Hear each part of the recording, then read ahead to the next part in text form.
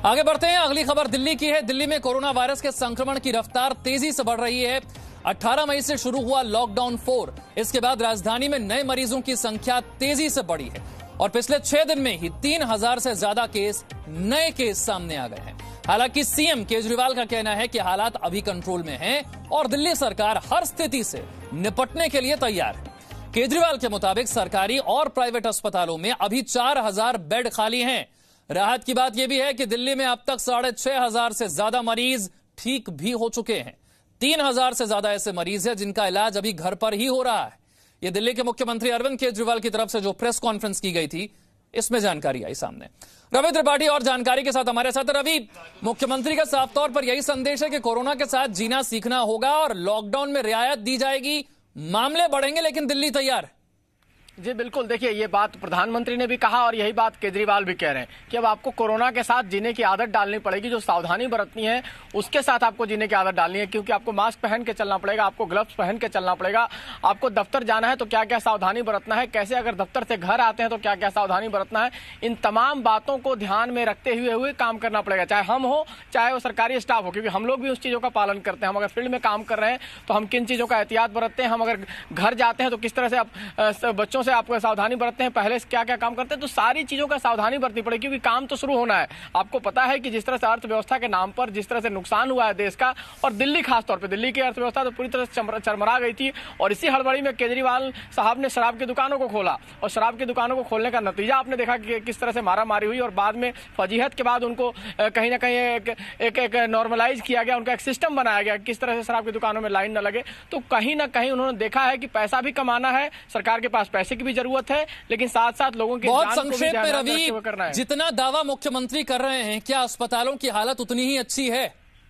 देखिए, जो अगर दावा कर रहे हैं तो उसी हिसाब से आप समझिए कि लोगों को घर पे रखना पड़ रहा है। अगर लोगों को घर पे रखना पड़ रहा है, और दिल्ली में तमाम हमारे जानकारी में ऐसे मामले हैं कि जिन लोगों को हॉस्पिटल नहीं ले जाया जा रहा है, क्योंकि हॉस्पिटल में बेड की कमी है, हॉस्पिटल में व्यवस्था की कमी है, इस वजह से लोगों को ले जाने में सरकार अक्षम है। तो कहीं ना कहीं ये सरकार की कमी है कि सरकार ने इसके हिसाब से व्यवस्था नहीं की थी। आपने इतने सेंटर्स नहीं बनाए थे, क्योंकि आपको सेंटर्स बनाने थे, चाहे हॉस्पिटल हो, चाहे स्कूल हो, चाहे तमाम और सेंटर्स को लेकर डेवलप करना था, ताकि अगर ऐसी बीमारी आती, और ये बीमारी बढ़ने का खतरा पहले से था, अभी भी जून और जुलाई में और भी केसेस बढ़ने हैं, तो ऐसी स्थिति में तैयारी नहीं है। इसकी वजह से लोगों को घर पे रखना पड़ रहा है और दिल्ली सरकार को अभी और तैयारी करनी पड़ेगी। जो हालात सरकार को लगातार अपनी तैयारियों को आगे और बढ़ाना पड़ेगा। बहुत बहुत शुक्रिया रवि इस जानकारी के लिए। और आपको जरा सुनवाते हैं कि आज की प्रेस कॉन्फ्रेंस में दिल्ली के मुख्यमंत्री केजरीवाल ने क्या अहम बातें कही।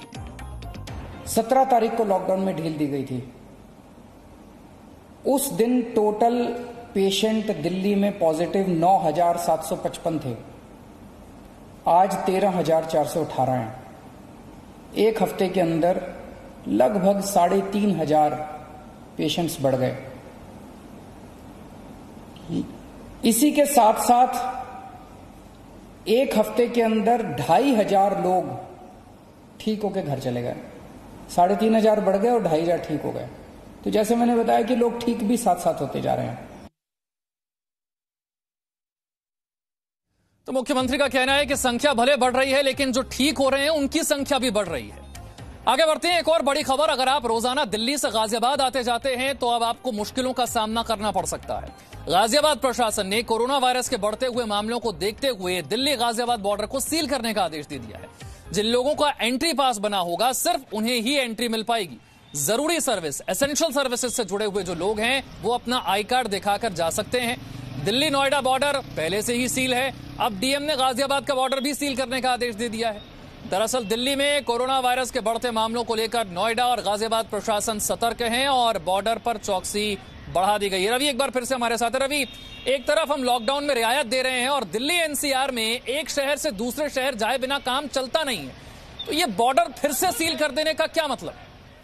देखिए, चूंकि आप देख रहे हैं कि लगातार मामले बढ़ रहे हैं, दिल्ली में भी बढ़ रहे हैं और गाजियाबाद में भी मामले बढ़ रहे हैं। सबसे चिंता का विषय यह है कि जो लेटर जो जारी किया गया डीएम की तरफ से, उसमें साफ तौर पे लिखा गया है कि दिल्ली से जो आवाजाही हो रही है, उन आने जाने वाले लोगों की वजह से बीमारी फैल रही है और कोरोना फैल रहा है। इस वजह से ऐसा फैसला किया गया। और एक चीज उसमें बड़ी इंपॉर्टेंट चीज है, तमाम चीजों को छूट दिया गया है। यह भी कहा गया है कि अंडर सेक्रेटरी एंड अबव जो अफसर हैं वो जा सकते हैं, उनको कोई पूछताछ नहीं होगी, लेकिन उनके छोटे जो लेवल के कर्मचारी हैं उनके लिए ये हिदायत दी गई है कि अभी जितने गवर्नमेंट ऑफिसेज हैं उनको पूरी तरह से खोल दिया गया है, जबकि हिदायत पहले ये थी कि 33% एम्प्लॉई के साथ ही काम चलाया जाए, हर समय 33% एम्प्लॉई रहे, इससे ज्यादा लोग ना रहे। आप देखिए रेल मंत्रालय में भी आज कोरोना का केस पाया गया है, तो ऐसे लोग अगर गाजियाबाद में रह रहे हैं, नोएडा में रह रहे हैं, उनकी वजह से दिक्कत होने वाली है।